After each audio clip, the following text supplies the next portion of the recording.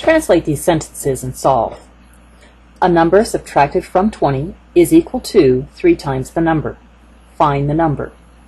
So when you're trying to do a word problem, there are a couple of words that you have to be aware of. Subtracted from and less than are words that indicate that you're going to subtract. But when you write this down, you're going to write it backwards. The number is being subtracted from 20. So we'll start with 20 and then we'll subtract the number.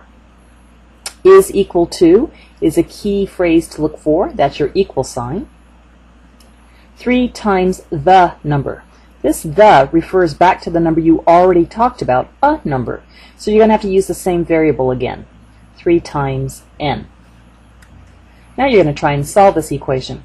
Since we have n on both sides of the equation, we're going to try and put them together. If we add a positive n to both sides, we would have 20 is equal to 4n. So we're still going to try and solve for solve for n, which means that we need to get rid of the 4. And I have a tendency to multiply by the reciprocal. When it's multiplying, I turn it over. So I'm going to multiply both sides of the equation by the same number, 1/4. So now we have 5 is equal to n. It's very important in word problems that you end in words.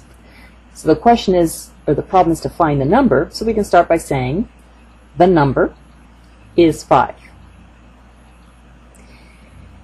Here's another example. Find a number such that negative 64 is 12 more than 4 times the number. So again, if we write what we read as we read it, find a number is just trying to tell you what it is you need to do. It's basically like the second sentence, find the number.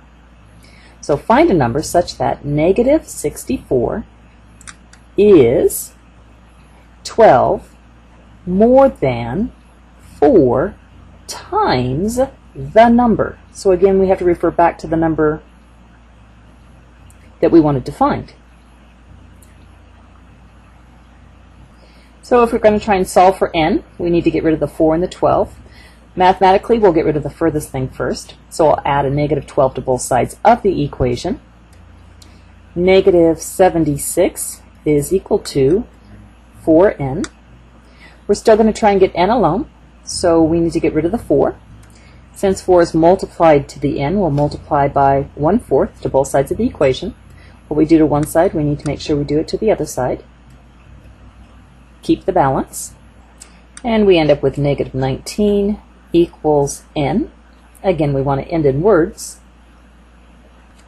The number is negative 19. Okay, here's one more example. If 6 is added to the quotient of a number and 3, the result is 1. Find the number. So 6, first thing that we read, we can write.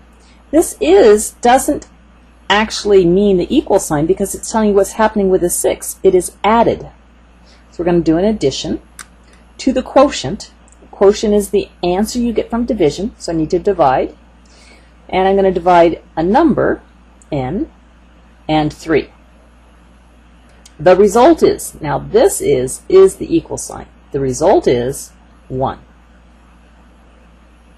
To solve for n, first we'll add a negative 6 to both sides of the equation. N over 3 is equal to negative 5. Solving for n, we'll multiply both sides of the equation by 3.